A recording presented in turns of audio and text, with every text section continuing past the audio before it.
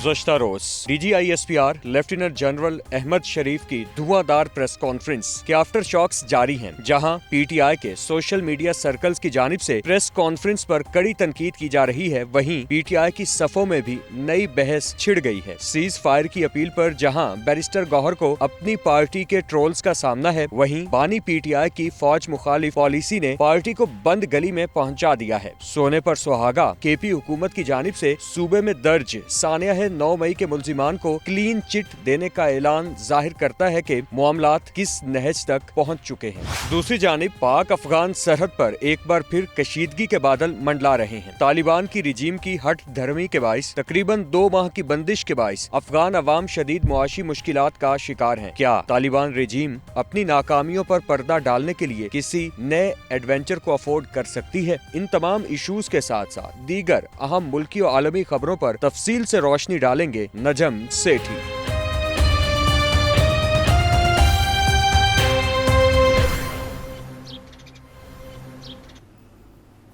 अस्सलाम वालेकुम, आप देख रहे हैं आज की बात सेठी के साथ। मैं हूं सैयद आयशा नाज, मेरे साथ मौजूद हैं नजम सेठी साहब।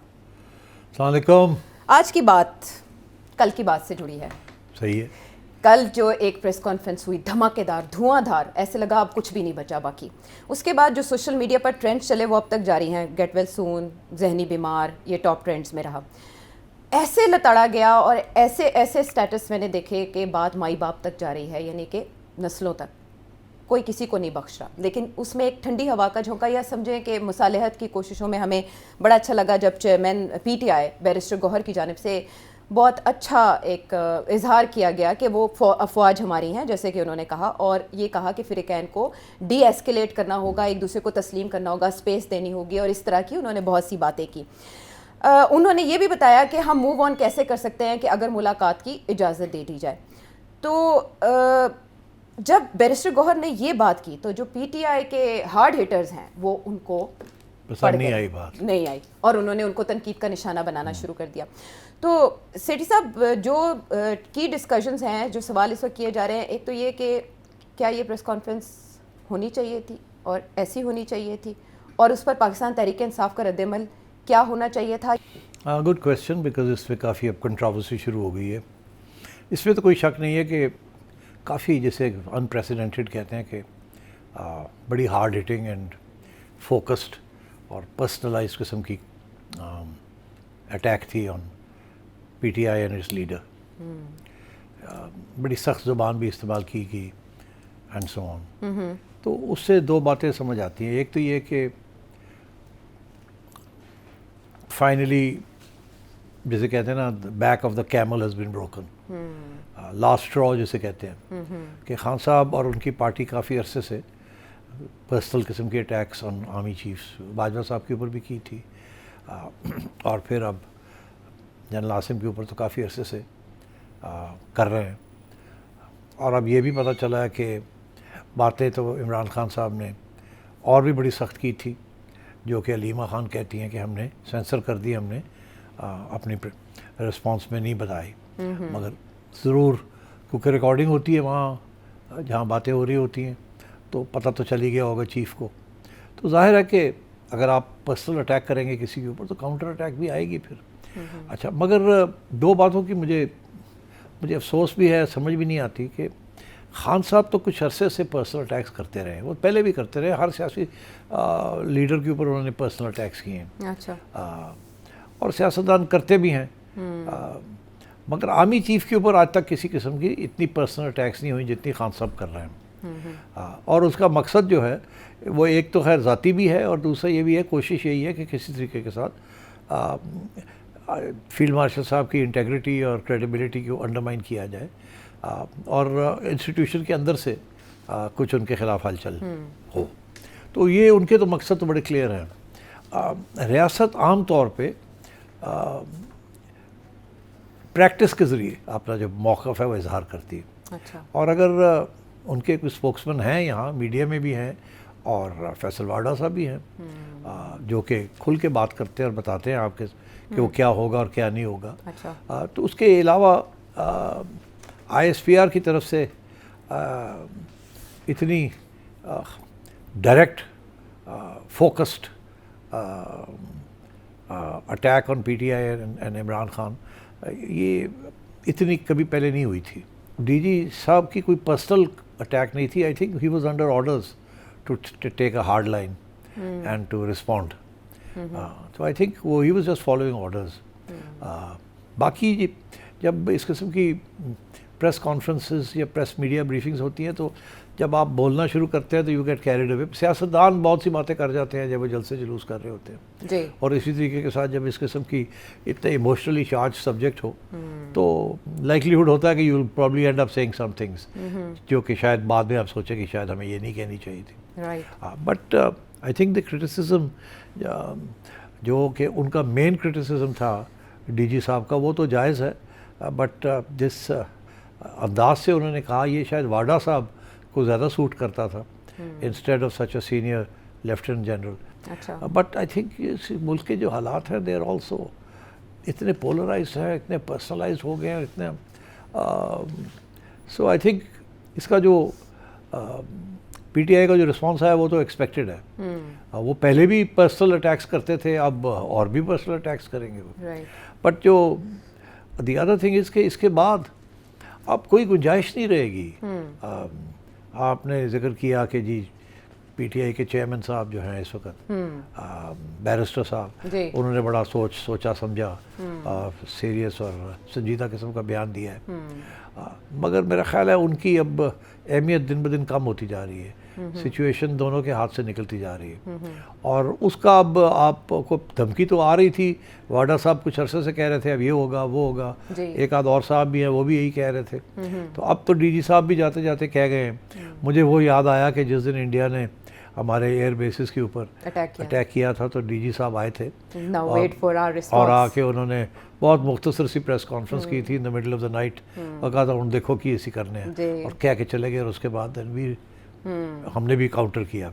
तो ये उसी किस्म की बात लग रही थी कि अब कुछ फैसले हो गए हैं, इनको कहा गया गो फॉर देम। और वो गो फॉर देम जो है वो फिर आपकी उसकी इब्तदा जो है वो आपने देखा मोहसिन नकवी साहब ने कुछ कदम उठाए जी, मुलाकातें की हैं, मुलाकातें की। उसके बाद अब ये ट्रैवल बैन लग गया है और उससे पहले ट्रैवल बैन से पहले गवर्नमेंट ने अनाउंस कर दिया था कि मुलाकातें अब बंद हो जाएंगी जी।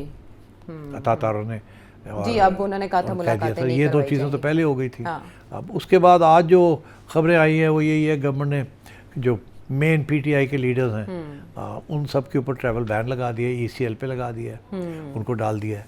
अब मैं समझता हूँ वो पहले भी शायद बहुत से उनमें से ईसीएल पे थे मगर अब उसमें मैं हंस रहा था कि फवाद चौधरी भी आ गया उसमें और तुसी चुप हो गन्ने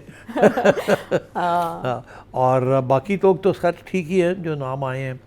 कुरैशी साहब जेल में हैं, इमरान खान साहब जेल में हैं, उमर अयूब कहाँ है, गायब हो गया है, इधर उधर ही है। वैसे पाकिस्तान में ही है। हाँ नहीं इधर ही होंगे। फवाद चौधरी साहब जो ना इधर के हैं ना उधर के हैं उनको भी लगा दिया उसके ऊपर। शिबली फराज, अली अमीन गंडापुर, ये शिबली फराज साहब के ऊपर भी इमरान खान साहब कहते हैं कि बड़े कमज़ोर हैं और ये तो लड़ते नहीं हैं मगर उनको भी शामिल कर दिया गया है। शहरियार अफरीदी, उस्मान डार, अच्छा शीरी मज़ारी बेचारी चुप है, वो तो किनारा कश हो गई थी। किनारा कश हुई में अपनी पॉलिटिक्स तो उन्होंने साहिबजादी की वजह से क्योंकि उनका जो रोल है वो साहिबजादी ने ले टेक ऑन कर लिया तो उनका नाम भी आ गया। जरताज गुल, मुसरत चीमा, कमल शौजाब, ये मतलब है ये लोग। शेख रशीद साहब भी चुप ही है, किनारा कश हैं। हाँ और फिर ताहिर सादिक, राजा बशारत, वारिस क़य्यूम नाम है इनके। तो मतलब है कि this is the way it is. And मगर साथ साथ एक और भी बड़ी इंटरेस्टिंग चीज़ है कि फैसल वाडा साहब एज़ यूजुअल वो बता रहे हैं कि कुछ लोग जो हैं जो कि इमरान खान के हामी थे फिर कुछ अरसे के लिए गायब हो गए, फिर उनको छोड़ दिया गया और वो फिर मुल्क से बाहर चले गए। और उस वक्त हम जैसे लोग पूछते थे ये कैसे हुआ और तो वो कहते थे कि हम तो एस्केप कर गए यहाँ से। लंबी चौड़ी कहानियाँ बनाई किस तरीके से उन्होंने इधर गए, पहाड़ चढ़े, ये हुआ पता ये चल रहा। वाडा साहब कह रहे हैं कि हमने उनको निकाला था और उन्होंने वादा किया था कि जाके वहाँ बात हमारे खिलाफ नहीं करेंगे, पीटीआई के खिलाफ करेंगे और वो तो जाके मुकर गए ने, तो वो तो कुछ और ही बन गए। अब वाडा साहब थ्रेटन कर रहे हैं कि जी हमारे पास और भी बटन है, हम इनको टाइट करेंगे। तो मतलब है कि ये अब सब it's coming to head and I think the government crackdown तो होगा। ओके, पहले से कैसे मुख्तलिफ होगा? हमने 9 मई भी होते देखा। हाँ, अब वो देखें ना क्रैकडाउन कैसे मुख्तलिफ होगा। एग्जांपल मैं दे रहा हूँ, अभी खबर एक आ रही है कि केपी गवर्नमेंट जो है वो कह रही है कि मई 9 में जो लोग जिनके खिलाफ FIRs हुई थी इन केपी जी, वो हम विड्रॉ करवाएंगे, क्योंकि वो पॉलिटिकली मोटिवेटेड है अकॉर्डिंग टू देम। मगर उधर से खबरें आ रही हैं कि सेंटर कह रहा है ऐसी की तैसी, हम चैलेंज करेंगे अगर आप विड्रॉ करेंगे। जी, तो ये अटॉर्नी जनरल साहब को एडवांस नोट कर दिया कि आप तैयारी करें, अगर ये विड्रॉ करते हैं तो यू चैलेंज देयर विड्रॉल और इसको सख्ती करनी है। पहले हमने ये सुना था कि आहिस्ता आहिस्ता रिलीज़ कर रहे हैं लोगों को, याद है एक लॉट को पहले उन्होंने किया था। जी, अली अमीन गंडापुर साहब भी ऐसी एक्शंस लेते दिखाई देते सो अब ये मतलब है कि अब जो लोग ओपनली PTI को सपोर्ट करते हैं, आई थिंक दे सबके ऊपर ही अब जैसे कहते हैं ना सख्ती होगी, सबको मोहतात होना पड़ेगा। सबको होना पड़ेगा। एंड वो सही है, वो कह रहे थे कि खौफ, the element of fear will be very predominant. ये कल आपने कहा, हाँ, इन अ वे सजेस्ट किया। जैसे डी साहब, मेरा यहाँ पर एक सवाल है कि जैसे कि फैसल वावडा साहब कह रहे हैं कि पीर से एक्शन शुरू हो जाएगा, और हमने देखा कि उसकी हमें कड़ियाँ अभी से नज़र आना शुरू हो गई। पाकिस्तान तहरीक इंसाफ के हवाले से इख्तियार वली साहब जो नून लीग के रहनुमा, उनका कहना है कि अब इमरान खान और पाकिस्तान में से किसी एक का इंतखाब करना होगा। जो पहले सिचुएशन हमने देखी थी कि दस्तबरदारी के लिए एक प्रेस कॉन्फ्रेंस करनी पड़ती थी सुथरे होने के लिए, क्या वही सिलसिला दोबारा शुरू होगा? और वो बैरिस्टर गौहर जो हमें मोतदिल रहनुमा दिखाई देते हैं, वो भी अली अमीन गंडापुर साहब की तरह किनारा कश होते दिखाई दे रहे हैं आपको? बिल्कुल होते दे रहे हैं, मुझे नज़र आ रहा है। मुझे एक बात की समझ नहीं आ रही कि एक तरफ तो ये जो रीज़नेबल रिस्पॉन्सिबल लीडर्स हैं इनके, लाइक ये हो गए 3-4 और ऐसे लोग हैं, उनको तो किनारा कशी हो रही है उनकी।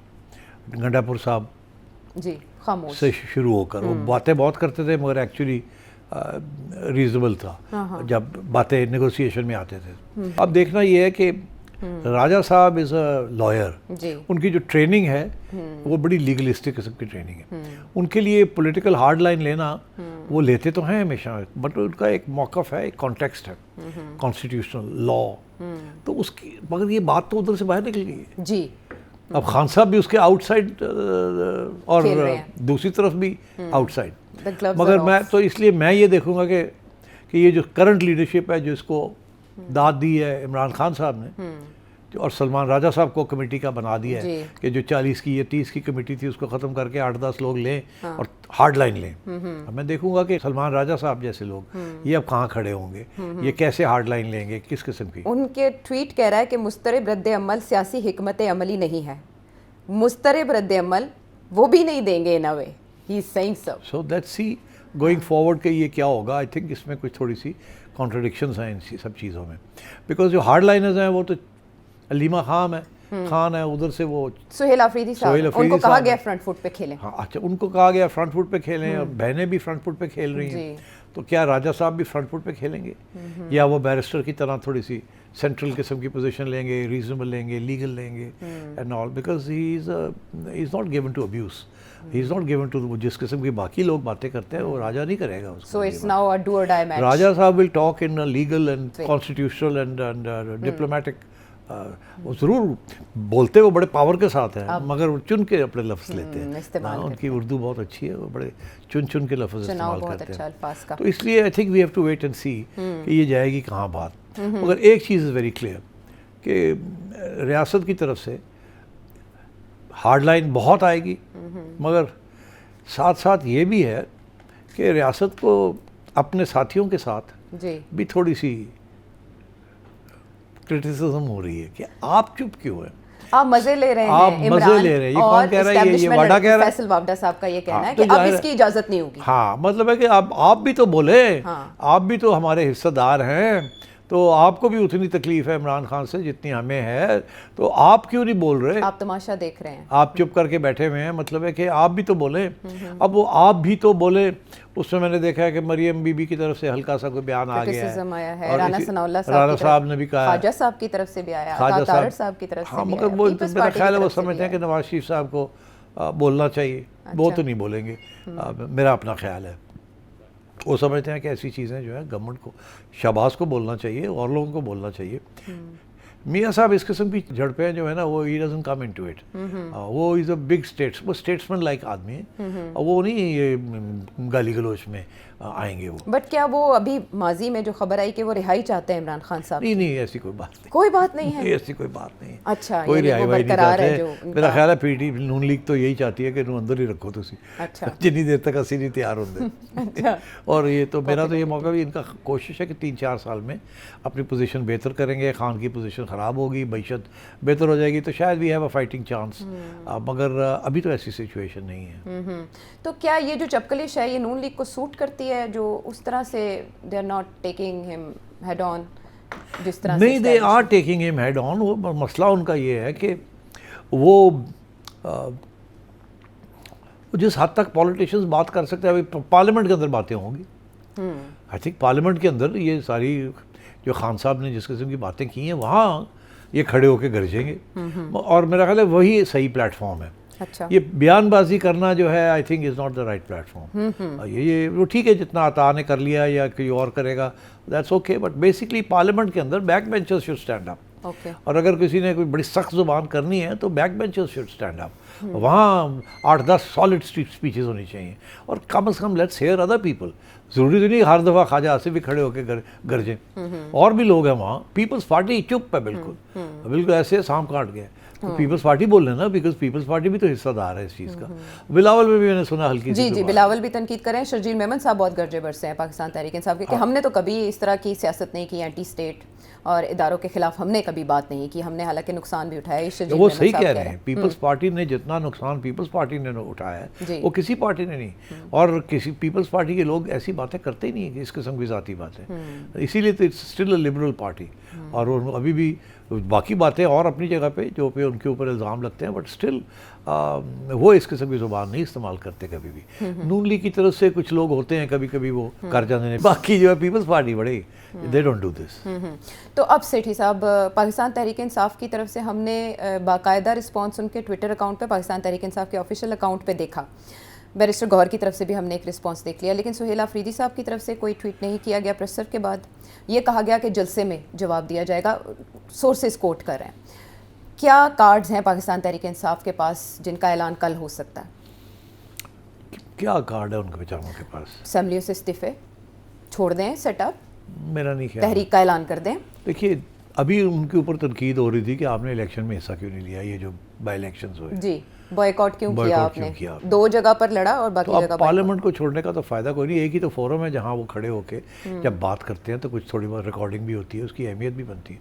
तो अगर पार्लियामेंट को ही छोड़ देंगे तो फिर और प्लेटफॉर्म अपने हाथ से गवाएंगे।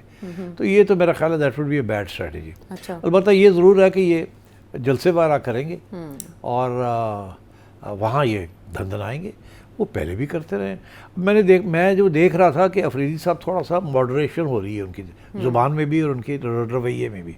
आपका भी यही इंप्रेशन है? एग्जैक्टली। अता तारड़ साहब इसको सेकंड कर रहे हैं कि उन्होंने बिहेव किया एनएफसी के मौके पर भी और टोन भी उनकी बेहतर है, तो ये खुश आइंद है। उन्होंने कहा ये फॉर्चुनेट है कि वो पहले जैसा बिहेव नहीं कर रहे। So it's a good sign. It's a good sign. आप देखते हैं कि अब इसके बाद क्या होगा वो जलसा जो है। बट इससे ज़्यादा आई डोंट थिंक दे इसी। और दूसरी बात यह है कि वो अगर लॉन्ग मार्च और इस किस्म की एजिटेशन करनी है जिसके साथ डायरेक्ट कॉन्फ्रंटेशन हो जाए स्टेट के साथ, फिर वो खान साहब अगर मेरा ख्याल अगर खान साहब उनको कहेंगे भी तो ये कर नहीं पाएंगे, ये लोग नहीं निकाल पाएंगे। और आई थिंक ये जो वार्निंग्स आ रही है ना वार्डा साहब की तरफ से, और अब तो डायरेक्ट भी आ गई है कि तो असी देख लवांगे। अच्छा, तो यही है ना पैगाम।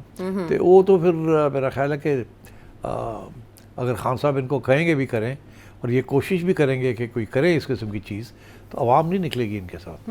5-10 हज़ार बंदा तो कोई बात नहीं है, मगर दे डोंट मैटर। अब फैसल वावडा साहब सियासी लोगों से मुतालबा कर रहे हैं कि जो इमरान खान साहब की तरफ से दबाव या क्रिटिसिज्म आ रहा है उसका मिलकर मुकाबला करें। आपको लगता है उधर दबाव आएगा कि अब आप जवाब दें? वो आएगा, बिल्कुल आएगा। अभी अब प्राइम मिनिस्टर साहब, मगर मैं ये कह रहा हूँ ये शायद पार्लियामेंट में आए। ओके, ये पार्लियामेंट में शायद आए, और अगर आएगा तो वो सेकंड लेवल लीडर्स की तरफ से आएगा फ्रॉम नून लीग।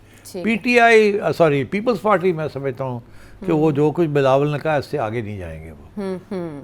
ठीक है, ऐसे में एक दरमियानी रास्ता जो बैरिस्टर गौहर ने सजेस्ट किया कि अगर आप मुलाकातों की इजाज़त दे देते हैं, जो कैद तन्हाई में मौजूद हैं, बानी पीटीआई और उनकी अहलिया, उनके साथ मुलाकातों की इजाज़त दे दें तो आगे बढ़ा जा सकता है। इसके अलावा वो कुछ नॉन स्टेक आगे नहीं बढ़ा जा सकता। ये काफ़ी अरसे से यही मौक़िफ़ है पीटीआई का, मुलाकात कराओ मुलाकात कराओ। वो मुलाकात कराते कराते तो हालात और ख़राब हो गए, इसीलिए तो मुलाकातें बंद कर दी। तो ये बैरिस्टर साहब की बात चलेगी नहीं। कहाँ जाएं और कहाँ ना जाएं, इस वक्त सिचुएशन कुछ ऐसी ही है। कुछ नॉन स्टेक होल्डर्स की भी बात करें कि उनकी काविशें जो हैं वो दरार डाल रही हैं पाकिस्तान तहरीक इंसाफ और इस्टेब्लिशमेंट के दरमियान। बैरिस्टर गौहर किस तरफ इशारा कर रहे हैं और भी बहुत से मामला। एक ब्रेक के बाद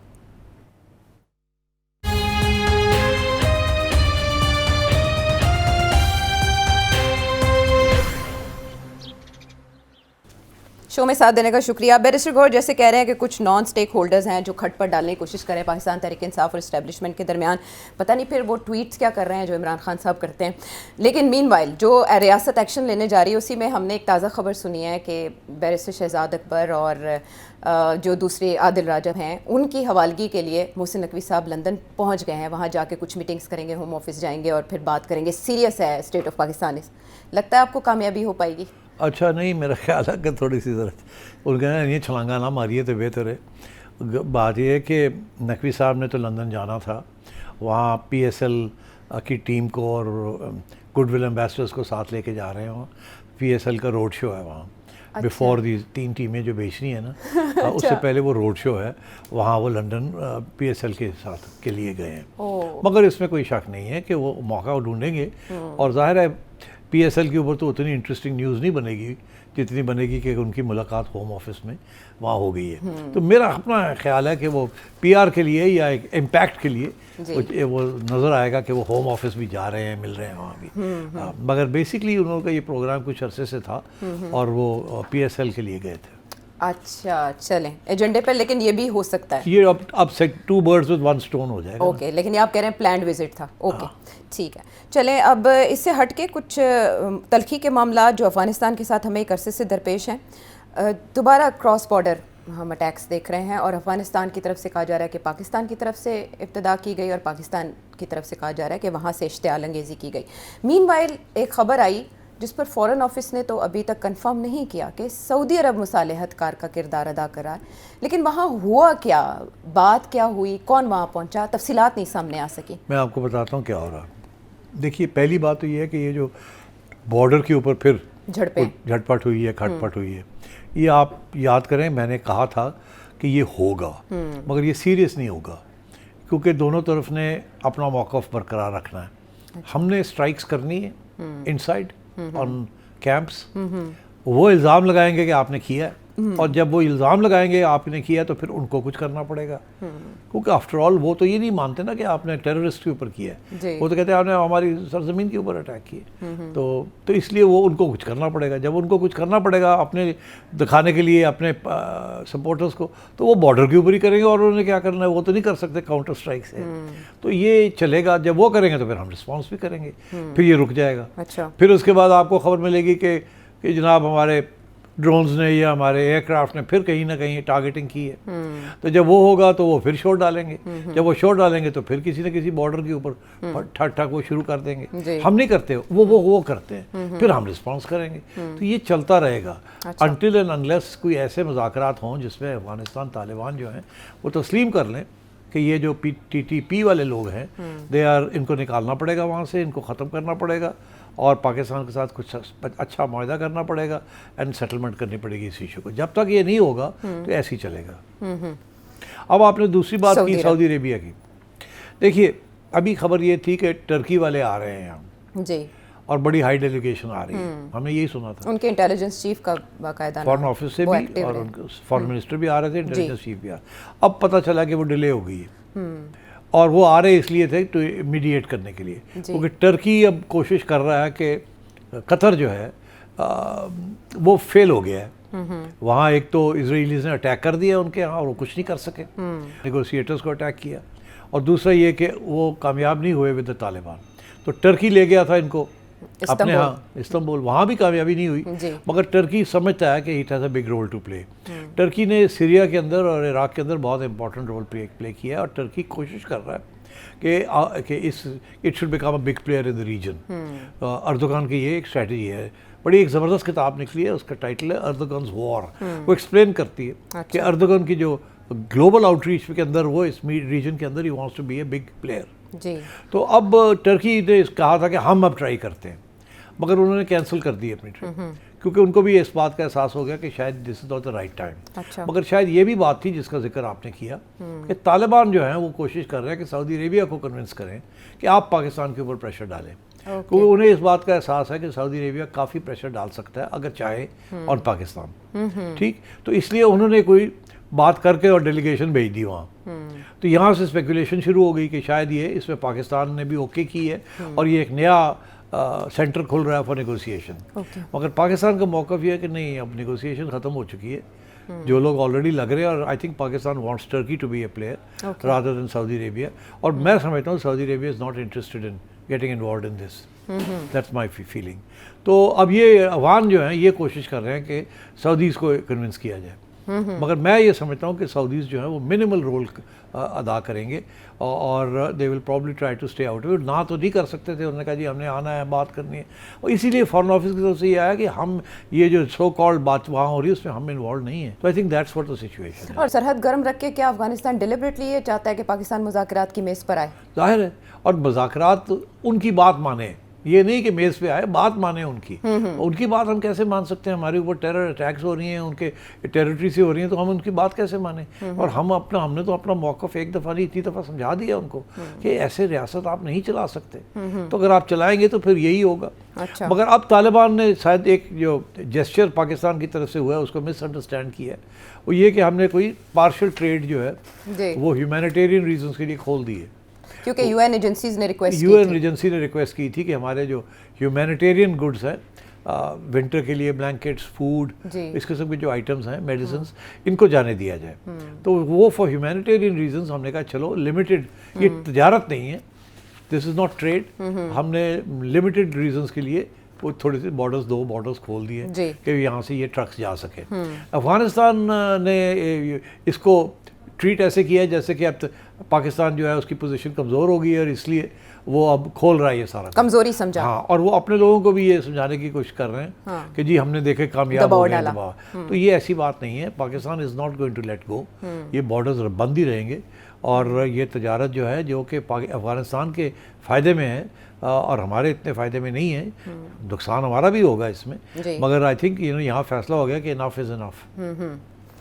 ठीक है, तो उसके बाद और बाय द वे ये जो अफगान तालिबान लगे हुए ना जी कि जी हमने तो दूसरे रूट्स निकाल लिए हैं, हाँ, ऑल्टरनेट रूट्स निकाल लिए, और छड़ो यार ऑल्टरनेट रूट्स आप निकाल लिए, आपको 2 साल लग जाएंगे उस ऑल्टरनेट रूट्स को चलाते हुए, तो उतनी देर तक क्या करेंगे आप? तो ये अब इस वक्त कशमकश जारी है और कुछ ना कुछ तो इसमें होगा, तालिबान को कोई ना कोई कंसेशन तो देनी पड़ेगी पाकिस्तान की तरफ से।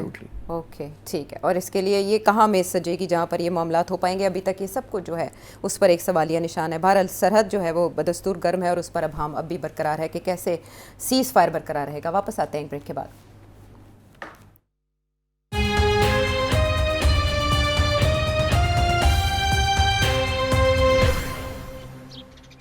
Welcome back to the show. Sethi साहब, एक और बात जो जिसने सबकी तवज्जो अपनी जानिब मबजूल कराई वो एक बड़ी डिफरेंट खबर थी, बसंत की वापसी। एक ऐसा त्यौहार जो मनाया जाता था पंजाब में, कह लें लाहौर में स्पेसिफिकली, इवेंट्स होते थे, लोग अपने घरों में ऑर्गेनाइज़ करते थे, बोकाटा की आवाज़ें होती थी, थ्रिल होती थी, म्यूज़िक होता था, हवाई फायरिंग की जाती थी, लेकिन उस दौरान अफसोसनाक इंसिडेंट्स भी होते थे जिसकी वजह से बहुत से लोग ज़ख्मी होते थे और कुछ हलाकतें भी रिपोर्ट की जाती थी गला कटने की वजह से, क्योंकि डोर की क्वालिटी ऐसी होती थी जो कि ख़तरनाक थी।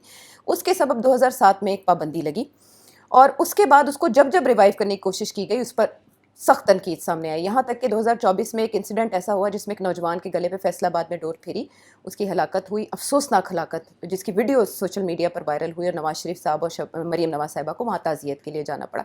उसके बाद हमने देखा कि सख्ती देखने में आई जब भी ये बात की जाती थी कि बसंत रिवाइव होनी चाहिए। इवन मार्च में पंजाब असम्बली में भी इसके खिलाफ बात की गई कि ये रिवाइव नहीं हो सकती। यकदम अक्टूबर नवंबर में हम ऐसी खबरें देखते हैं कि जिसमें पंजाब हुकूमत ने ये बैन उठा दिया, पाबंदी ख़त्म कर दी, लेकिन साथ रखी है कुछ सख्त शराइत। जिसमें बहुत कुछ है कि रजिस्ट्रेशन होगी, फिर मटेरियल किस टाइप का होगा, एज लिमिट क्या होगी, फिर कैसे ट्रेस किया जाएगा और आइडेंटिफाई किया जाएगा कि ये कहाँ से किसी ने ऐसी पतंग उड़ाई या ऐसी डोर इस्तेमाल की। ये काबिल अमल है तजावीज़?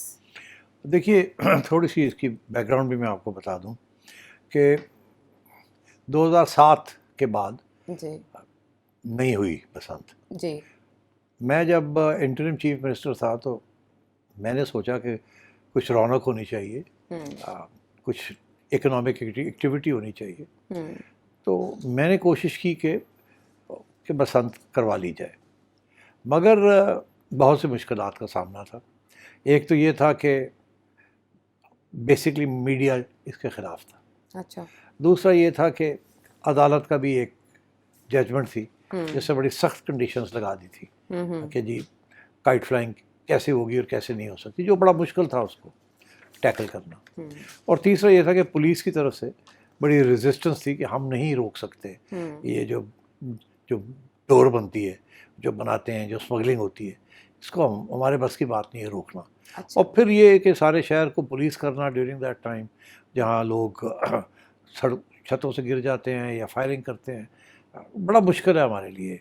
हमारे पास इतनी रिसोर्सेज नहीं है कि हम ये रोक सकें इस चीज़ को। तो इस वजह से फिर हमने उसको छोड़ नहीं की, अच्छा। अबैंडन कर दिया। मगर इसके ऊपर रिसर्च काफ़ी हुई है और डिस्कशंस काफ़ी हुई हैं। उसकी वजह यह है कि जब आवाम के अंदर इतनी मायूसी हो जो आज है आजकल, तो थोड़ी सी कोई रौनक होनी ज़रूरी होती है, कोई थोड़ी शुगल हो कुछ। और फिर ये कि इकोनॉमिक एक्टिविटी बड़ी ज़रूरी है आजकल के हालात के अंदर। डिप्रेशन हुई हुई है, रिसेशन है, तो इस वजह से मेरा ख्याल है ये सोचा गया कि इस सब्जेक्ट को एक दफ़ा फिर सोच लिया जाए। तो इस पर एक कमेटी बनी थी पिछले साल। अच्छा। कि जी इसको एग्जामिन करें इस इशू को कि हो सकती है कि नहीं हो सकती। अगर हो सकती है तो किन कंडीशंस के अंदर इसको करना चाहिए ताकि जो तनकीद होती है वो ना हो तनकीद। तो उस कमेटी के अंदर एज इट सो हैपन्स, क्योंकि मैंने एक दफ़ा कोशिश की थी एज चीफ मिनिस्टर और फिर नहीं की, तो उन्होंने कहा कि मुझे भी कंसल्ट कर लिया जाए, तो मुझे भी इस कमेटी में डाल दिया गया था।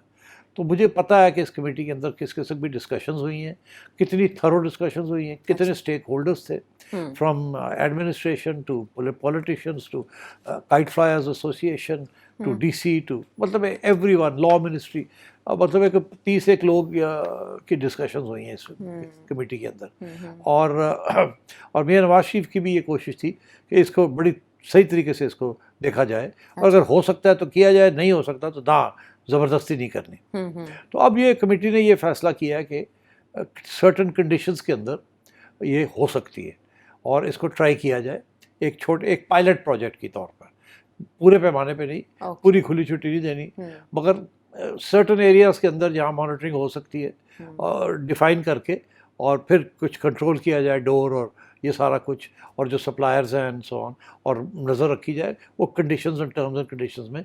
मेरा ख्याल है जब वक्त करीब आएगा या एंड ऑफ फरवरी या मार्च के अंदर, जो 2 डेट्स हैं इनके पास, तो उस वक्त ये डिटेल्स भी मेरा ख्याल है शाया किए जाएंगे। तो क्या किसी मुल्क के फेस्टिवल को मॉडल के तौर पर भी देखा गया उसमें? हाँ, बिकॉज देखिए तो ये तो एक फेस्टिवल होता था ना। अब हालात फेस्टिवल्स, बहुत से फेस्टिवल्स हैं बिकॉज ऑफ सिक्योरिटी कंसिडरेशंस या सिविल सोसाइटी कंसिडरेशंस, बहुत सी चीज़ें अब बंद होनी शुरू हो गई हैं। क्रिकेट का आप देख लें, क्रिकेट के ऊपर कितनी पाबंदियाँ लगी रही हैं, बड़ी मुश्किल से हमने रिवाइव की है क्रिकेट। तो ये बसंत का भी उसी किस्म का इशू है। वहाँ टेररिज्म थी, यहाँ ये जो कानून को वायलेट करके डोर ऐसी बनाते हैं जिसकी वजह से लोगों के गले कट जाते हैं एंड सो ऑन। अच्छा, मगर इंटरेस्टिंग बात यह है कि इंडिया के अंदर भी बसंत होती है, वहाँ भी डोर इस किस्म की बनती है, वहाँ भी मोटरसाइकिल्स और से डेथ्स होती हैं बिकॉज ऑफ डोर, और वहाँ भी वो जो गरीब घरानों में जहाँ छतों से लोग गिर के मर जाते हैं, मरते हैं। तो मतलब बट इंडिया ने किसी किस्म की पाबंदी नहीं लगाई और बहुत पुरानी ट्रेडिशन है ये। मगर यहाँ हम थोड़ी सी वी गेट कैरिड अवे। तो हमारे यहाँ वैसे भी हथियार, आपको पता ही है कितने ज़्यादा हथियार हैं हमारी सोसाइटी में, अनलाइसेंस्ड एंड लाइसेंस्ड। यहाँ तो हर बंदा क्लैशनिकोव लेके फिर रहा है, और हम हमेशा ये कहा जाता है कि जी जिसके पास नज़र आई है, वो सारे पॉलिटिशियंस ने लाइसेंसेस लिए हैं प्रोहिबिटेड बोर के लिए और जो ऑटोमेटिक वेपन्स हैं, तो मतलब है कि यहाँ तो माहौल ही कल्चर ही बिल्कुल फ़र्क है। ठीक। तो अगर इस किस्म की चीज़ होगी तो फिर ये भी होगा। हम्म। तो अब ये है कि ये अब करने जा रहे हैं, इट्स अ ब्रेव डिसीजन। इसके ऊपर बड़ी ऑपोजिशन है, अभी एक पिटिशन भी दायर हो गई और है, हाई कोर्ट हाई में। कोर्ट में होगी, और हाई कोर्ट ने भी जो पुराना ऑर्डर है बड़े सख्ती के साथ उससे कंडीशंस लगाई हुई हैं। तो अब इन्होंने लॉ मिनिस्ट्री ने भी इनको एडवाइस की है क्या कर सकते हैं क्या नहीं कर सकते, और मैं ये समझता हूँ हाई कोर्ट के अंदर ये फिर बहस छिड़ जाएगी और ये फिर बातें सामने आएंगी।